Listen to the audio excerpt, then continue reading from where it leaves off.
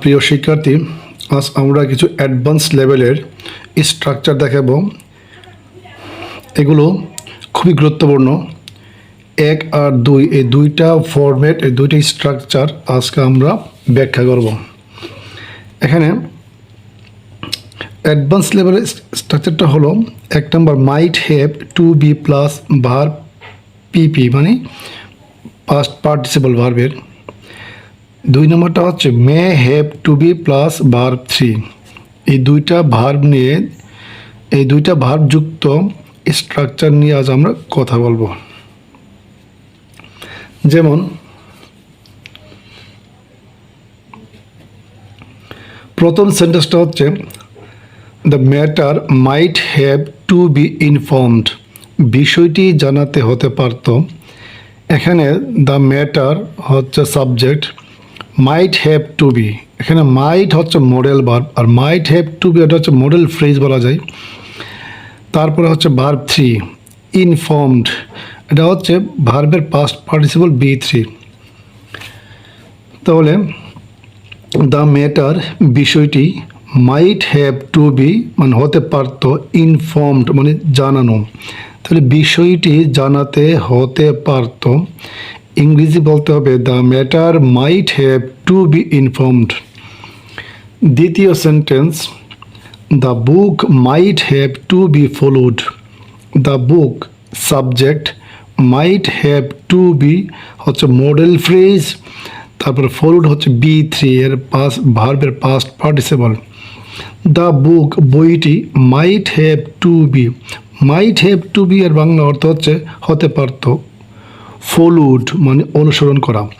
তার মানে বইটি অনুসরণ করতে হতে পারত, ইংরেজি বলতে হবে the book might have to be followed.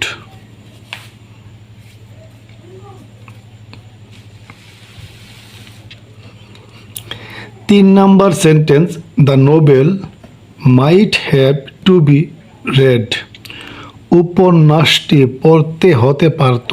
The novel হচ্ছে subject, might have to be modal phrase, read, read হচ্ছে এখানে B3।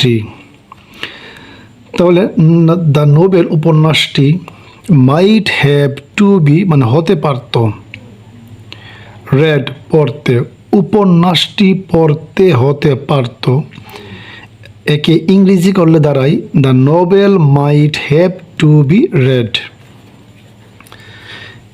আজকে আমরা যে দুইটা ফরম্যাট নিয়ে আলোচনা করতেছি এগুলা একটু হায়ার লেভেলের, এগুলো হচ্ছে স্ট্যান্ডার্ড মূলক বাক্য।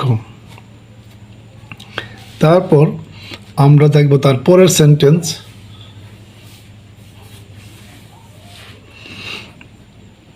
The punishment might not have to be tortured. আমরা পূর্বে 3টি বাক্য দেখলাম অ্যাসার্টিভ অথবা অ্যাফার্মেটিভ সেন্টেন্সের, আর এখনের বাক্যটা হচ্ছে নেগেটিভ ফরম্যাটের।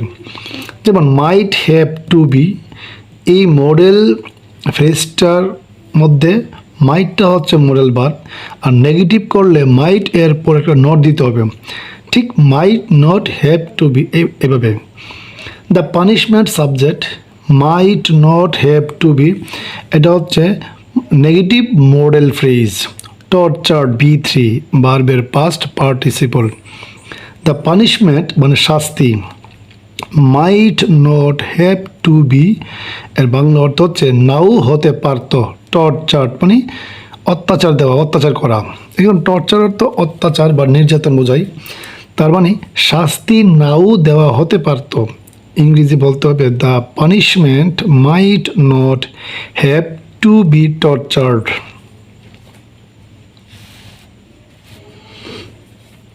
তারপরের সেন্টেন্সটি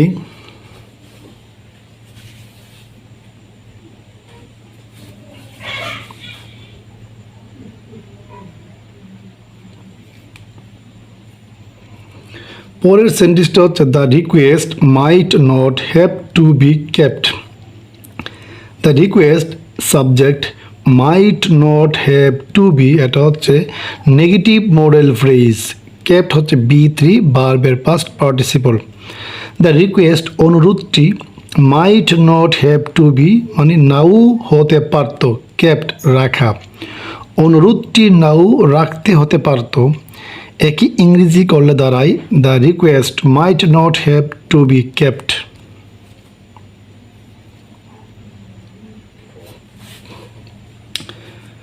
আমরা এতক্ষণ দেখলাম 1 নাম্বার স্ট্রাকচার দিয়ে কতিপয় কিছু সেন্টেন্স। এখন দেখব আমাদের 2 নাম্বার ফরম্যাটের বাক্য। 2 নম্বরে ছিল মে হ্যাভ টু বি। এখন দেখব মে হ্যাভ টু বি দিয়ে আমাদের বাক্যটা কেমন হতে পারে। The work may have to be started মানে কাজটি শুরু করতে হতে পারে। The work subject, may have to be হচ্ছে মডেল ফ্রেজ, স্টার্টেড হচ্ছে B3 ভার্বের পাস্ট পার্টিসিপল। দ্য ওয়ার্ক কাজটি, মে হ্যাভ টু বি মানে হতে পারে। এখানে মে হ্যাভ টু বি এর বাংলা অর্থ হচ্ছে হতে পারে। কি হতে পারে? স্টার্টেড আরম্ভ করতে বা শুরু করতে, কাজটি শুরু করতে হতে পারে। ইংরেজি বলতে হবে the work may have to be started. তারপরে sentence the problems may have to be solved সমস্যাগুলো সমাধান করতে হতে পারে। দ্য প্রবলেমস মানে subject, may have to be, may have to be অর্থ হচ্ছে এটা হচ্ছে মডেল ফ্রেজ, সলভড হচ্ছে ভার্বের পাস্ট পার্টিসিপল। দ্য প্রবলেমস সমস্যাগুলো, মে হ্যাভ টু বি মানে হতে পারে, সলভড সমাধান করতে, সমস্যাগুলো সমাধান করতে হতে পারে। ইংরেজি বলতে হবে the problems may have to be solved.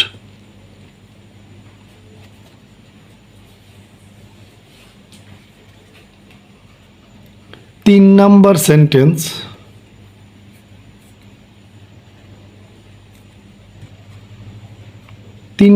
সেন্টেন্সটা হচ্ছে the house may have to be painted বাড়িটি রং করতে হতে পারে। দ্য হাউস মানে subject, may have to be, may have to be এখানে হচ্ছে মডেল ফ্রেজ আর পেইন্টেড হচ্ছে ভার্বের পাস্ট পার্টিসিপল। দ্য হাউস বাড়িটি, মে হ্যাভ টু বি হতে পারে, পেইন্টেড রং করতে, may have to be painted এর বাংলা অর্থ হচ্ছে রং করতে হতে পারে। দ্য হাউস বাড়িটি, বাড়িটি রং করতে হতে পারে। ইংরেজি বলতে হবে the house may have to be painted.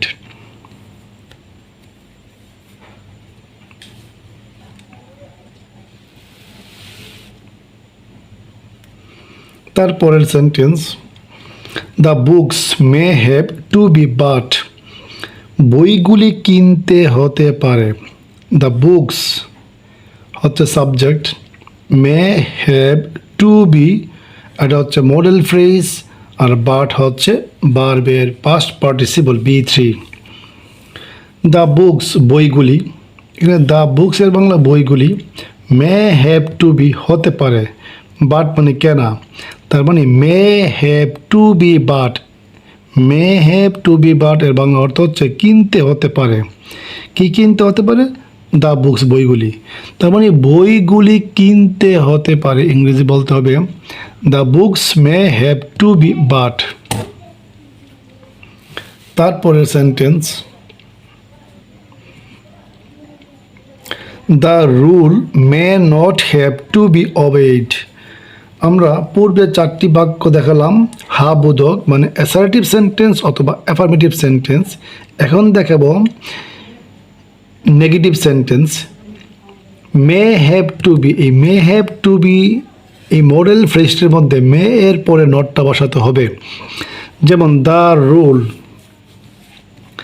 Rule subject, may not have to be, এখানে may not have to be এটা হচ্ছে নেগেটিভ মডেল ফ্রেজ, ওবেইড হচ্ছে B3 ভার্বের পাস্ট পার্টিসিপল।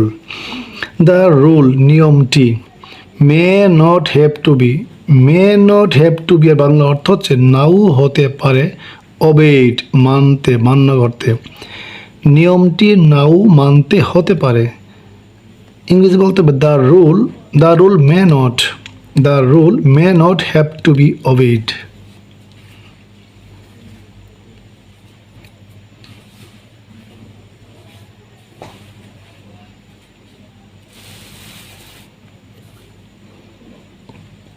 তারপরে sentence, the function may not have to be started, অনুষ্ঠানটি নাও শুরু করতে হতে পারে। The function subject, may not have to be হচ্ছে নেগেটিভ মডেল ফ্রেজ, স্টার্টেড এটা হচ্ছে B3 ভার্বের পাস্ট পার্টিসিপল। দ্য ফাংশন অনুষ্ঠানটি may not have to be এর বাংলা অর্থ হচ্ছে নাও হতে পারে স্টার্টেড শুরু করতে। মে not have to be started মানে নাও শুরু করতে হতে পারে। দ্য ফাংশন অনুষ্ঠানটি নাও শুরু করতে হতে পারে, ইংরেজি বলতে হবে the function may not have to be started.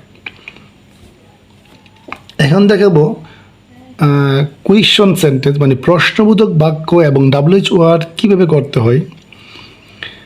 এখন may the law have to be amended, এখানে দ্য ল হচ্ছে সাবজেক্ট, দ্য লটা সাবজেক্ট, আর মে হ্যাভ টু বি হচ্ছে মডেল ফ্রেজ, অ্যামেন্ডেড হচ্ছে ভার্বের পাস্ট পার্টিসিপল। এখানে মে শব্দটাকে সাবজেক্টের আগে আনতে হবে, আগে নিলেই এটা কুয়েশন সেন্টেন্স হয়ে যায়। May the law have to be, এইটুকুর বাংলা অর্থ হচ্ছে may the law have to be এর বাংলা অর্থ হচ্ছে আইনটি কি হতে পারে অ্যামেন্ডেড সংশোধন করতে। আইনটি কি সংশোধন করতে হতে পারে। মে দ্য ল মানে আইনটি কি পারে, মে মানে পারা, আর যখন কর্তার আগে মে দিতে হবে তখন একটা বাংলা কি বলতে হয়, তার মানে মে দ্য ল আইনটি কি পারে হ্যাভ টু বি হতে অ্যামেন্ডেড সংশোধন করতে।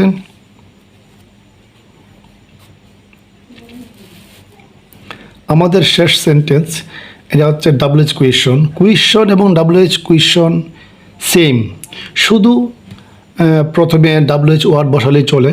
যেমন when may he have to be sent there, কখন তাকে সেখানে পাঠাতে হতে পারে।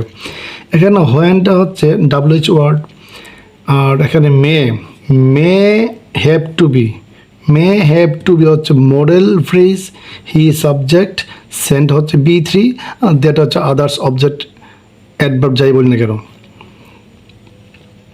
হোয়েন মানে কখন, মে হি হ্যাভ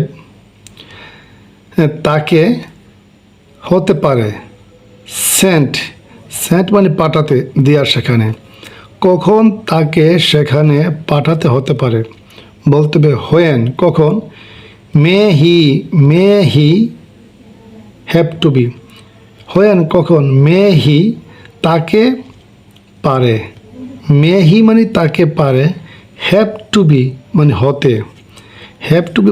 হতে, সেন্ট পাঠাতে, তার মানে হ্যাভ টু বি সেন্ট পাঠাতে হতে মে পারে দিয়ার সেখানে, কখন তাকে সেখানে পাঠাতে হতে পারে ইংরেজি বলতে হবে when may he have to be Saint দিয়ার। তাহলে প্রিয় শিক্ষার্থী আজ এখানেই শেষ করতে হবে। আজকে যেগুলো দেখালাম দুইটা ফরম্যাট, এগুলো ভালোভাবে চর্চা করুন, ভালোভাবে পড়ুন, ইনশাল্লাহ আশা করি অনেক এই দুটি স্ট্রাকচার মানে প্রতিদিন দুটো তিনটে করে চর্চা করলে অনেক দূর নিয়ে যাওয়া হবে। ইংলিশ চর্চা করলে অনেক দূর এগিয়ে যাবেন। আর সবাই আমার এই চ্যানেলটি কেমন হয়েছে কমেন্টে জানাবেন, লাইক করবেন এবং সবাইকে শেয়ার করবেন যাতে সবাই দেখতে পারে। শেয়ার করলে সবাই দেখার সুযোগ পাবে। এখন রাখি, আল্লাহ হাফেজ।